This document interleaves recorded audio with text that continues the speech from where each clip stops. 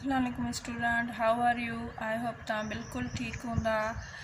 इन खां अॻु असां पढ़ियोसीं conversion of kilometre into metre, centimetre या मिलीमीटर्स में। हाणे असां पढ़ंदासीं कन्वर्ट किलोग्राम इंटू ग्राम। हाणे कोई बि प्रॉब्लम आहे तव्हां ॾे अचे थो एग्ज़ाम में एग्ज़ाम्पल कोई अचे थो त किलोग्राम खे ग्राम्स में कन्वर्ट कयो, उन जे लाइ बि तमामु सिंपल ऐं आसान तरीक़ो आहे।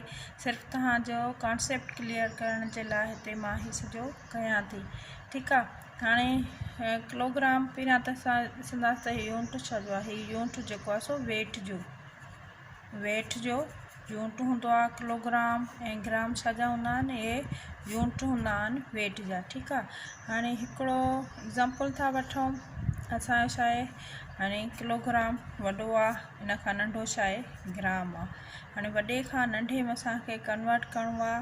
इन खां पहिरियों असां पढ़ियोसीं छा करिणो आहे, असांखे ज़र्ब करणी आहे। हाणे वॾे खां नंढे में जॾहिं असां बि को बि यूनिट कन्वर्ट कंदा आहियूं त छा कंदा आहियूं, ज़र्ब कंदा आहियूं। हाणे असां वटि एग्ज़ाम्पल आहे त 1 किलोग्राम बराबरि छा जो हूंदो आहे, 1000 ग्राम जे बराबरि आहे। ठीकु आहे। हाणे असां वटि एग्ज़ाम्पल आहे हिकिड़ो 2700 किलोग्राम खे तव्हां कन्वर्ट कयो ग्राम में इन खे तव्हां कन्वर्ट कयो। हाणे उन छा कंदासीं, 2700 खे ज़र्ब कंदासीं 1000 सां, छो त 1 किलोग्राम छा जे बराबरि हूंदो आहे, 1000 जे बराबरि हूंदो आहे।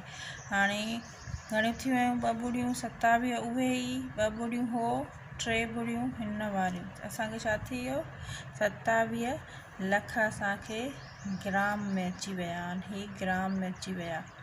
ठीकु आहे।